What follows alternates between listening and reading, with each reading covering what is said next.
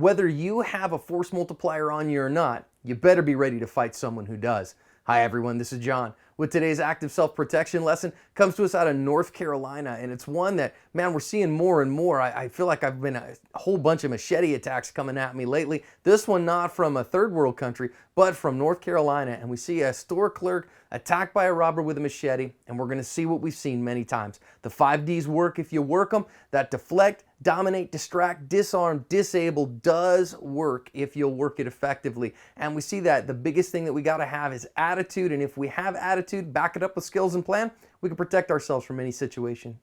So we see here this armed robber is threatening with a machete this clerk, and this clerk is trying to get in there, and if you notice, the video footage I had just jumped ahead a few seconds, but he's not able to get him what he wants. And so when he looks away, the store clerk there just decides to fight him for the machete, and now they're in a hand fight for the machete, and the guy isn't going to really be able to get it away from him. And you see a couple of customers that are watching, and finally, because he's able to control enough, he has one of the customers open the door a little bit and pushes him out the door. So let's think about this. Number one, we see the distances here. This guy is threatening him with a machete that's about 18 inches long. That's a pretty significant force multiplier, and they're behind the counter, so it's a very tight quarters that they've got here. And so the guy's going to look for his opportunity. You know, when you're going to look for your opportunity, you got to see what's going on around you.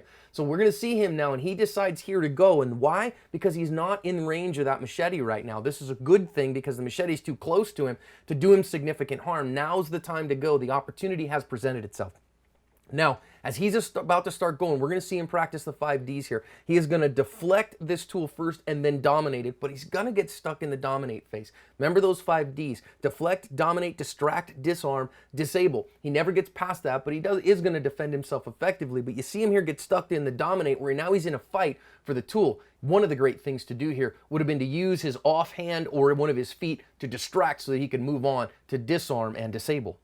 Was this textbook? Maybe not. Was it everything that we would want in a self-defense encounter? Well, you know, the bad guy was just shoved out the door instead of definitively disabled, and so we might say, well, we'd rather he have done a better job. But you know what? At the end of the day, he protected himself, and he protected the other people in his store, and he got rid of the threat and got away from the threat. So for that, man, I give him 2 thumbs up, and I say that was a successful self-defense encounter for sure. I think it does show us, though, when we get stuck into the middle of the 5 Ds, when we're in that dominate and we won't go to the distract, we don't take that time to distract the bad guy, it makes it very difficult to disable him and to disarm him. And so you got to be careful with that. When we train, we really do want to work those 5 Ds in order, so then that way we have the best chance possible to get that force multiplier away from the bad guy and keep ourselves safe in the most effective way that we can.